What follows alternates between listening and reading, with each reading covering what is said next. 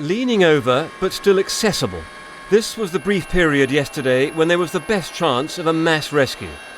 But everything went wrong incredibly rapidly, and already the focus is shifting to how a ship that was only 20 years old could have got into this disastrous position.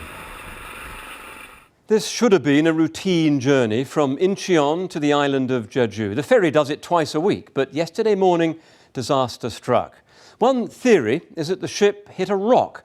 Another is that for some reason the vessel made a sudden turn. We don't know why, but this is emerging as a plausible idea, because a very sharp turn would have shifted the 1,000 tons of cargo and nearly 200 cars that were inside.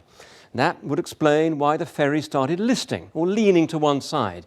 It was soon tilting at more than 5 degrees, a critical threshold because that's a point of no return. And 2 hours later, the ship had capsized. And experts are amazed at how rapidly this happened. I don't think it was obvious it was going down to start with. For the first hour and a half, perhaps, they thought, oh, it's stabilised, it's going to be a safe refuge.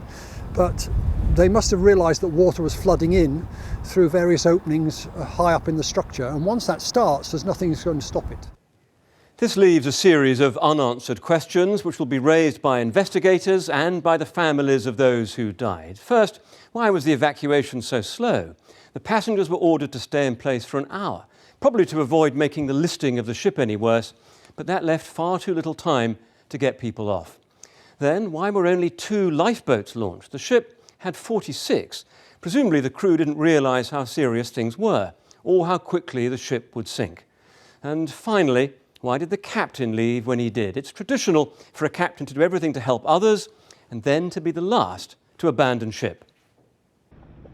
As the search for survivors continues, officials have said they'll investigate everything from whether the crew were negligent to whether there was a fault with the ship itself.